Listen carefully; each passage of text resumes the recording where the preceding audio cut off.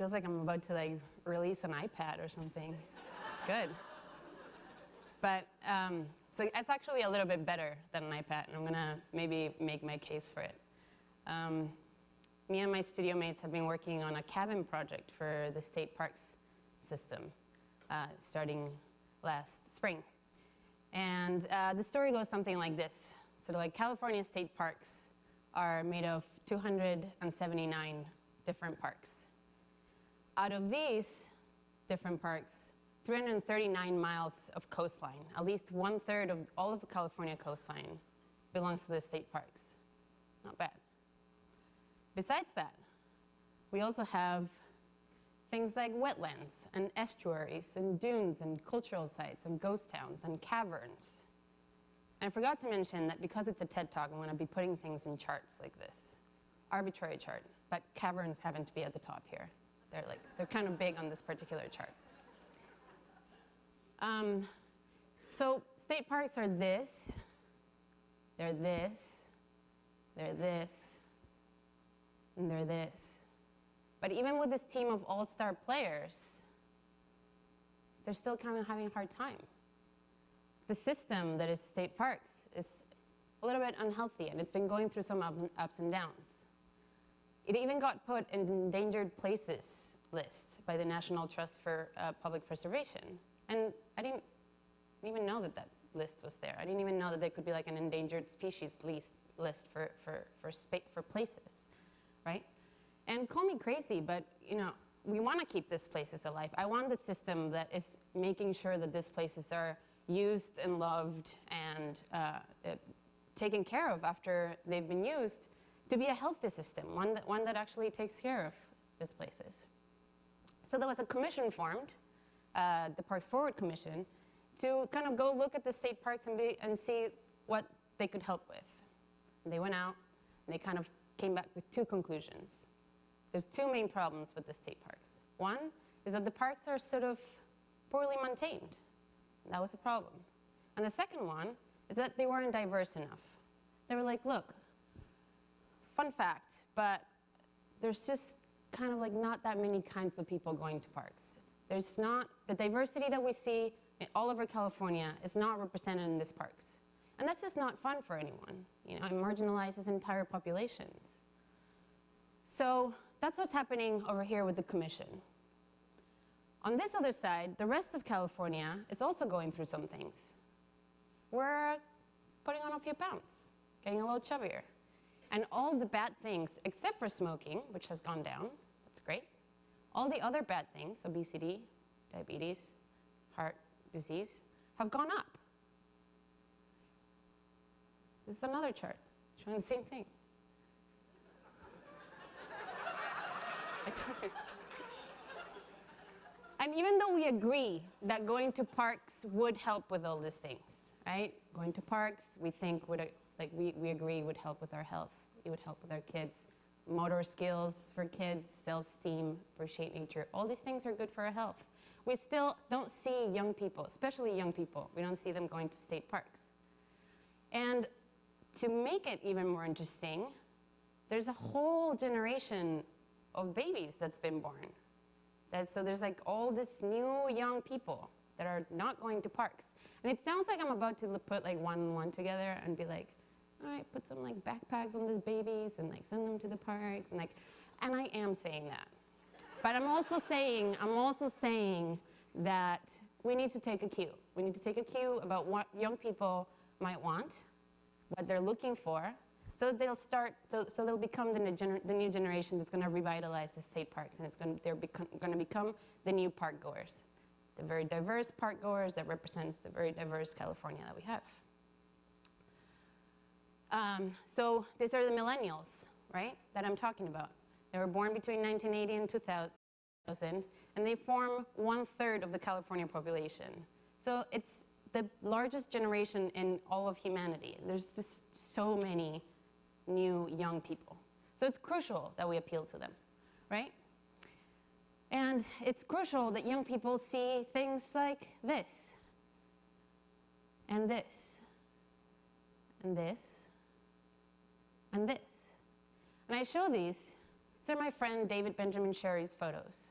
he's made a life and a career out of taking pictures of state parks as well as national parks. And I think, you know, he just takes his camera and treks for weeks at a time, taking shots of landscapes. He clearly adores, you can tell. And I'm not saying that everybody needs to do that, right? There's not one way to go to state parks. There's no one way to like this landscapes. You don't have to be, you know, hardcore. You don't have to be the person that's like, I just need a granola bar, and that's it. You also don't have to be the person that travels with like a million things. There's just not one park goer.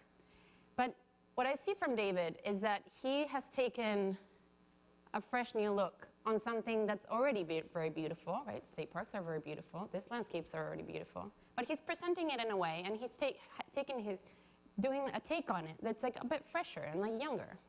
And we're like, well, maybe this is like something that we need to like take a cue. So we started thinking when the parks approached us and we're like, all right, we need to kind of create you know, give the parks like a facelift. Like what would we do? We're thinking, we're like, all right, well, what's keeping young people from like going to parks? And we kind of thought two things: dirt and gear. Like dirt is kind of a drag.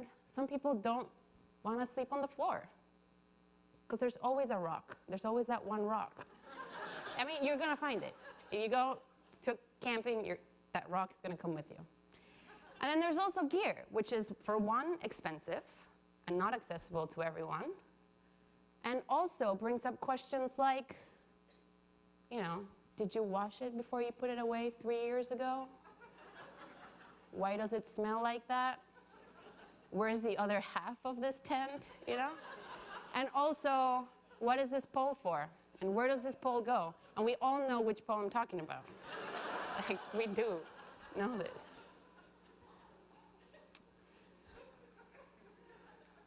So, it's missing an image. So basically, taking a cue from that, we're like, okay, what can we do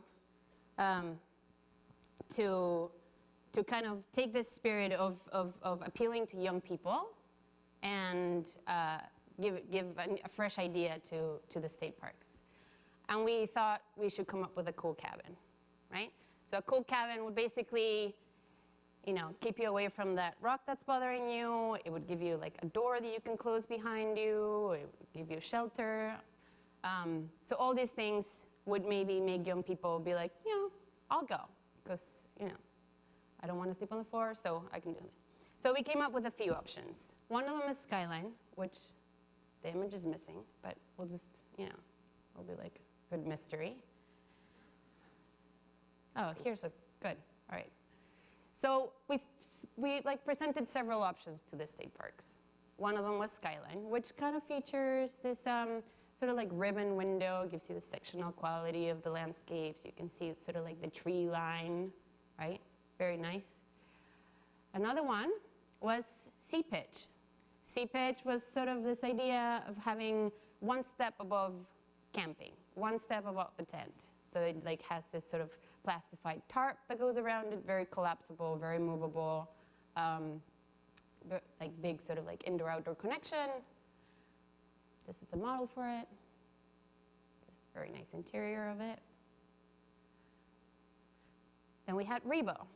Rebo was made out of fiberglass, inspired by California lifeguard stations and sort of campers.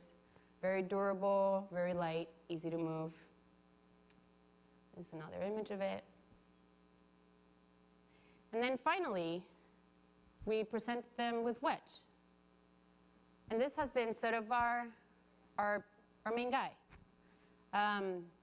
We showed it last year in 2014, and it's gotten rave reviews. And it's now traveling around. You can actually see it in Building 7. And it's now traveling around, looking, you know, we're like presenting it to people to gather public opinion on it and see what they like about it. So we think that, you know, basically, this is the facelift that we're sort of offering. This is the David Benjamin Sherry like sort of photo that we're presenting the state parks, being like, well, if I see this, then yeah, I'll get psyched. I'll go. And so, you know, I'm just going to talk a little bit about like what it does that maybe like tents don't do. The wedge is 200 square feet, and this is like, I want to make my case about the iPad, because 200 square feet, it's not, iPads are not 200 square feet, so there's that. It also sleeps 1 to 4 people, which iPads also don't do. So it's wood construction. It's configurable in all of its material finishes. So, because this is going to be in many different state parks, right? So it has to sort of adapt itself to the places. It's very easy to construct, and we went with prefabricated, which allows us to kind of manage the waste that the production would create. It's easy to transport. And then it also features this sort of like, it's like this open plan where like different furnishings can be arranged and different configurations for different parks. It has exposed structure for easy cleaning, ADA accessible, and a porch. And the porch is also crucial because same as the rock, the day that you decide to go, it's the day that's going to rain. So you need that porch. We built it. We built a prototype of it, which is the one that you can see in Building 7. Yeah, and I mean, we basically designed it thinking in this philosophy that maybe pleasant things are sort of easier to go to. And if we sort of present a pleasant cabin that one can go to, then young people might want to actually go to state parks. These are children doing. But what I wanted to take away from this, too, is that this project, like we made this project as amateurs. First-year architecture students, grad students, granted, but first-year architecture students, we didn't know how to go from 0 to this at all. But what this project acknowledges is that the family tree that it takes to do design for change. Design for change doesn't, it's not usually the relationship between the ideal client and the design studio. Those two things don't usually get linked immediately or ideally. The design studio and projects like this end up being a project in translation, a translation from idea to construction, to financing, to institutional support. All those things, all those seams in the project actually become the project.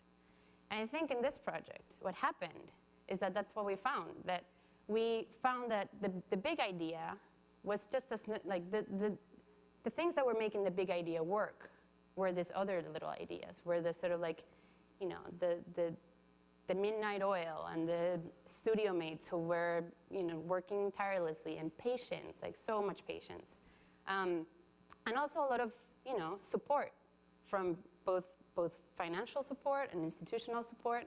Our professor, Juntao Lin, was like, you know, they're helping us like all throughout. The dean has actually been instrumental in this project.